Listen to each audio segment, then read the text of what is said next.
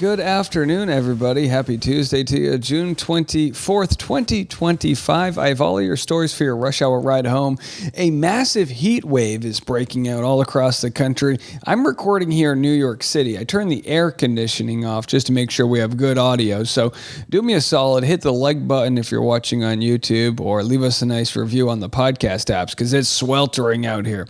On today's episode, Tesla has released their robo-taxis, and we've already got videos of them going the wrong way down the street. We'll share that. Plus, Jeff Bezos' wedding is costing him $50,000 a person. And you tell me we're taxing the rich accordingly.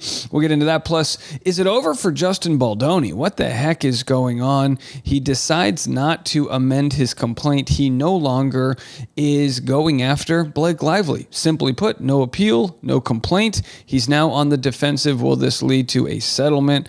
A lot of people very bummed to see it so, casually ended for him.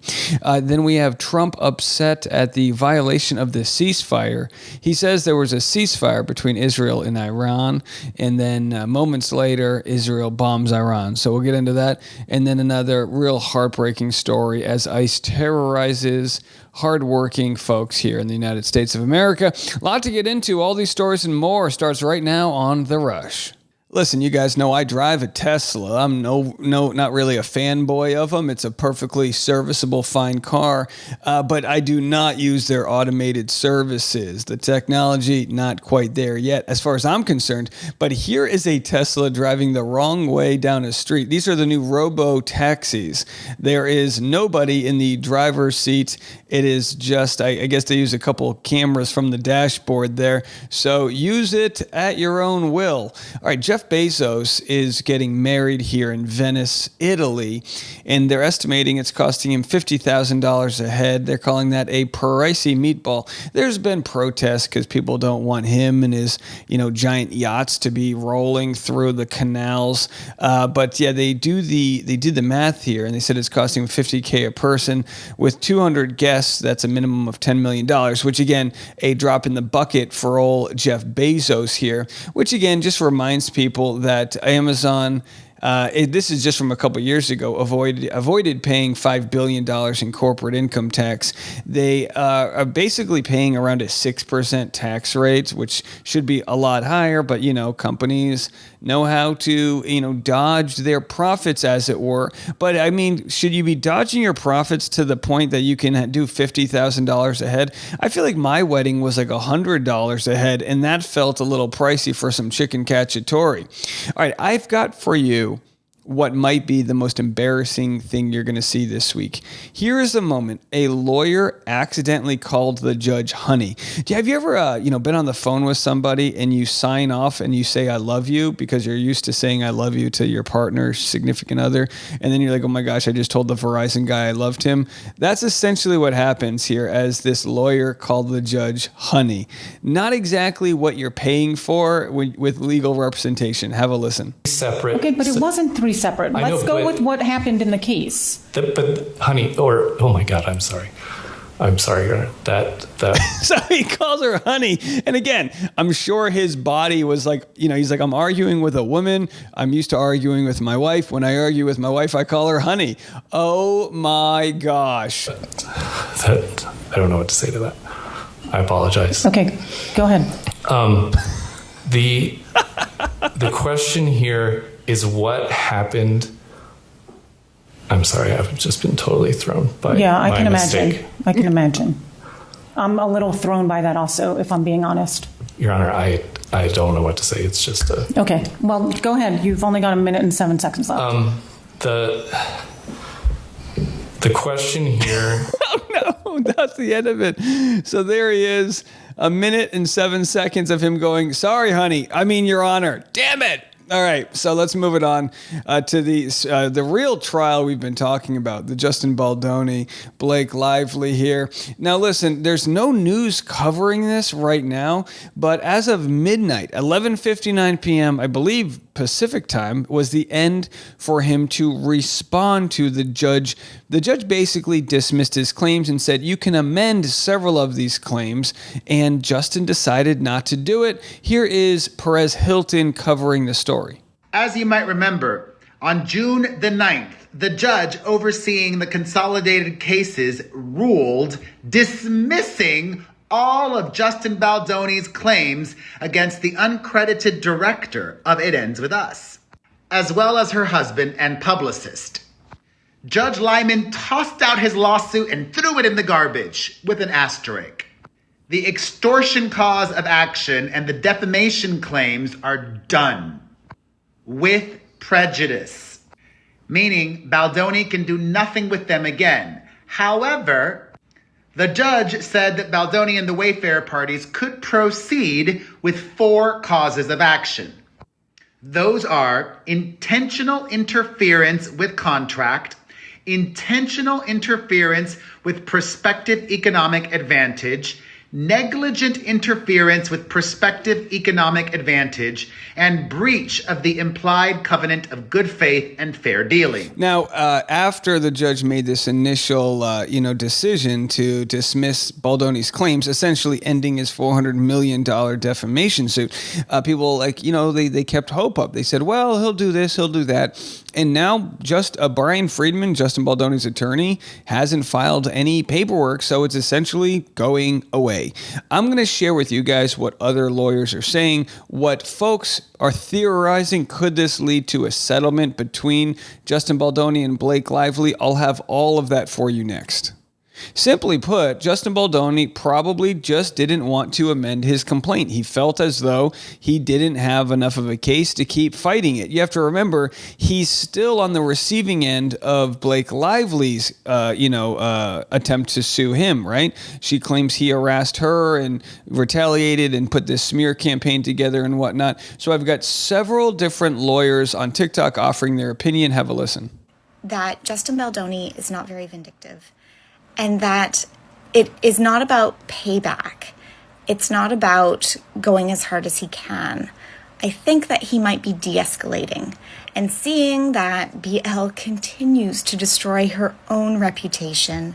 Meanwhile, he's doing his best to lay low and just let his past actions speak for themselves, which they are doing. People are digging up his past interviews, past impressions people have had, and they are all glowing as expected. Yeah, I mean, part of the Baha'i faith would be to not talk trash about people. It's really about living the highest frequencies you can. And a lot of the folks, like this commenter, she does a great job. By the way, I don't think a lawyer, but a lot of these folks, it's like polishing up a turd. It's like it's a bad situation for Baldoni. He obviously, this is not an ideal situation, but at what point does he continue to waste all of these, court costs when he doesn't have much of a case? Now, I say that it doesn't mean he's not innocent. It's just Blake Lively filed her complaint in California, and then Ryan Reynolds commented on that complaint. So did New York Times. They're all protected from defamation because of that. What's interesting now, as we shared this morning, is the comments from Megan Twohey, which basically said Blake Lively was claiming, it wasn't as bad as other situations I've been in, and kind of minimized her issues with Baldoni. So it's like, what is it? Is he this terrible guy, or are you just kind of using this as a tic-tacky way to sort of gain control of the film? Here we have not actually Golden and what she has to say about the complaint not being filed yesterday. I mean, I said when I was looking at the dismissal order on those WME claims that if it is in fact a contract that anyone can cancel at any time, it's going to be real hard to base an interference claim on that. So maybe they decided that they just don't have what it takes to push those claims forward. Maybe they've seen what's happened in the last couple of weeks, which is that the public conversation has turned back to Blake and whether or not she was actually sexually harassed, and they think that's better for them. I do not know. Yeah, so, I mean, again, it sounds like wishful thinking, but it's the idea that Justin Baldoni winning in his suit that Blake Lively has against him could be as powerful in proving his innocence as him being on the offensive, where, if you're on the offensive, you have a high burden to prove these sort of charges he's made against Blake. When it really comes down to it, the thing that matters is public perception of what's going on. But again, there are folks that are thinking, well, Blake Lively was supposed to be deposed yesterday. Wouldn't that be the most ideal time for a settlement to take place? But then folks wonder, what kind of settlement would it look like at this point? We'll have more on that in a second. Posted on Team Justin Baldoni's subreddit, could Jones end up being used as a mutual scapegoat? This again being Stephanie Jones, the one who shared with Blake Lively this, sort of smear campaign that she found from the text messages of her former employee, Jennifer Abel. Purely just my thoughts and opinions, but could it work for both Lively and Baldoni to throw Stephanie Jones under the bus, him for the same reasons he's already suing for, but Blake could allege she was grossly misled by Jones, cherry-picked text messages, lies about a coordinated smear campaign which led to her sue for retaliation. That way, Blake could withdraw her case but have cleaner exit strategy in saying she had no reason to think Jones was lying. Listen, I've said this all along, that even though Blake Lively probably had that confirmation bias, she saw those text messages and she goes, aha, I have all of this proof. If she wasn't shared, if Stephanie Jones didn't share with her the full conversations, Blake Lively could claim that she was operating off of falsehoods.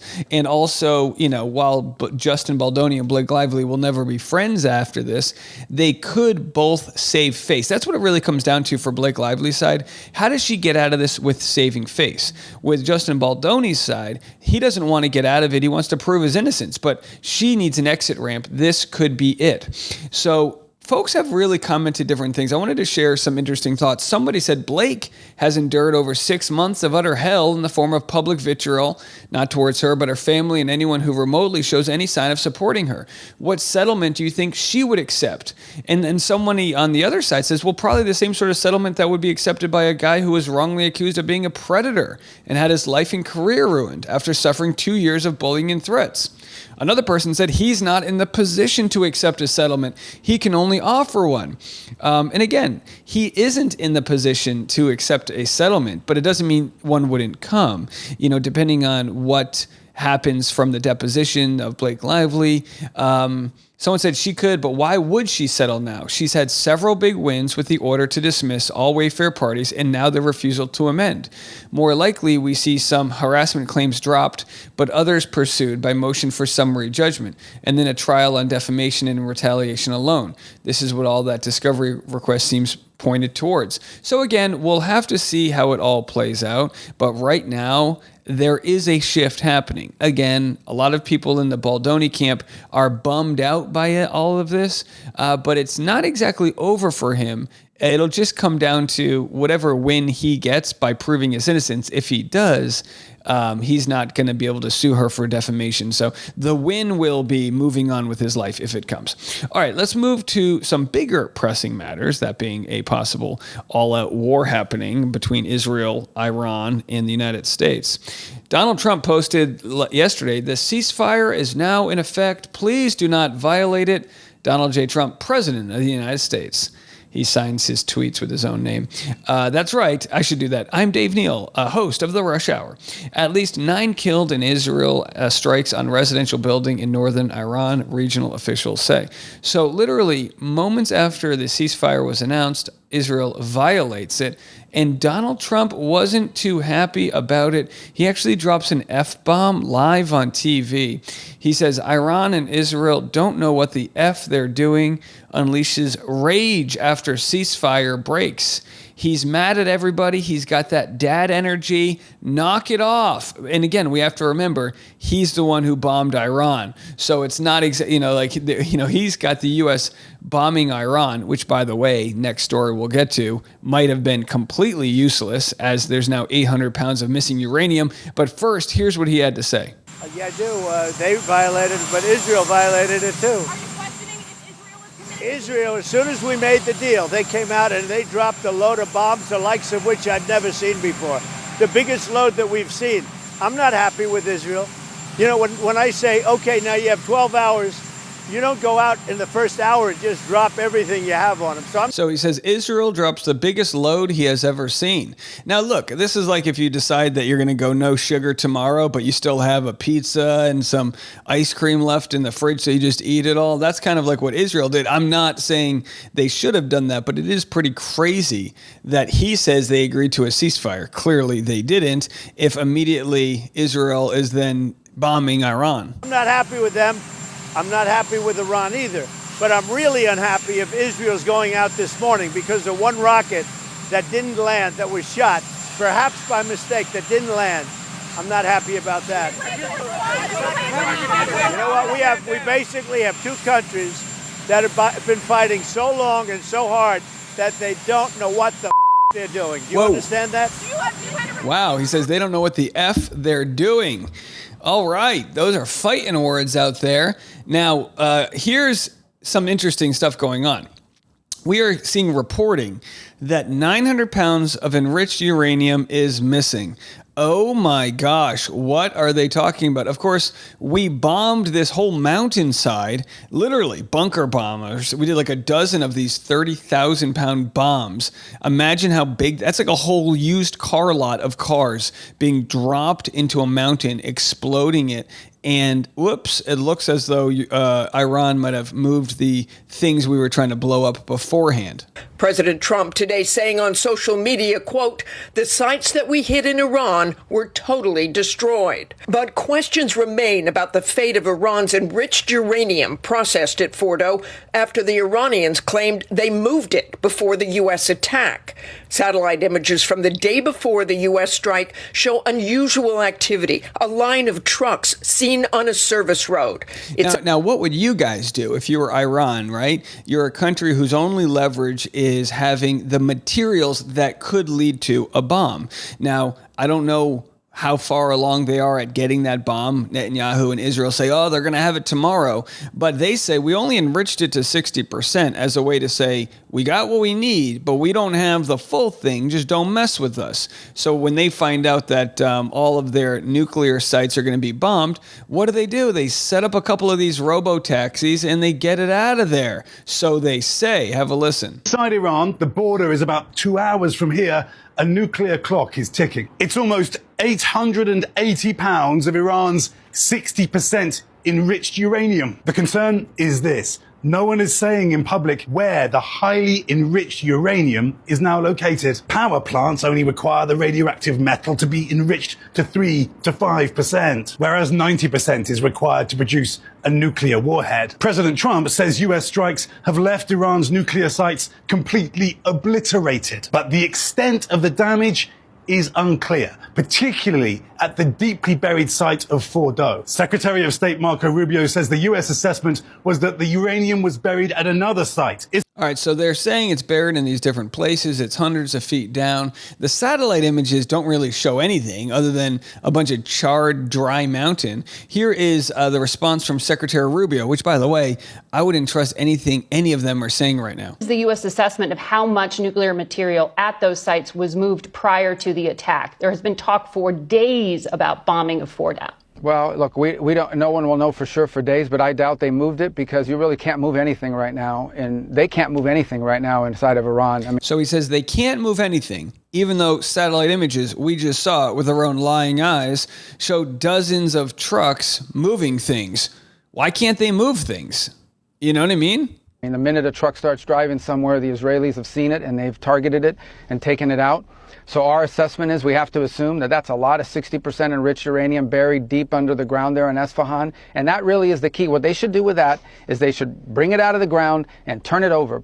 Multiple countries around the world will take it and downblend it. That's what they should do with that. And what they should do is say, we're not going to have any enrichment capability in our country. Instead, what we're going to have is a civil nuclear program like dozens of countries around the world have, where we build reactors that create electricity and we import enriched material. And now, look, I understand the idea that nobody should have nuclear weapons, but Israel has them. The United States have them. North Korea has them. And if you're a country who's at war with any other country, if I'm at war and I can possibly get a hold of the uranium that could lead to, wouldn't you want it in order to have leverage? So I'm not saying this is a good thing. I'm just saying what is happening now is the bombing and the escalating of this war is actually speeding up the process at which Iran says, listen, we have no other negotiation happening. We need these nukes. That's the only way that we can keep anybody from wiping us out.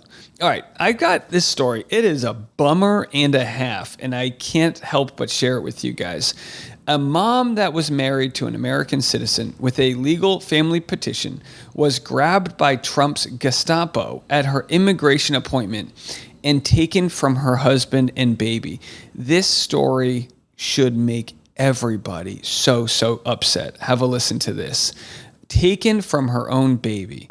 A once happy baby who is far too young to understand why her mother is no longer home. She starts screaming, mom, and there's nothing I can do. This 16-month-old mom, Ana Gabriela Diaz, and her 9-year-old half-sister were detained by ICE 2 weeks ago.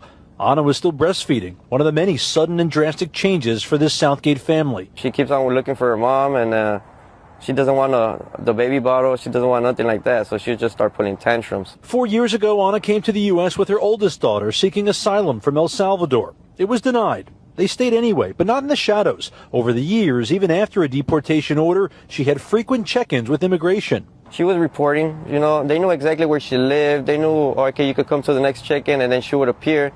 So, it's only the right thing to give us a chance. That chance, according to her husband, Roberto Gutierrez, an American citizen, came after they got married and had a baby in 2024.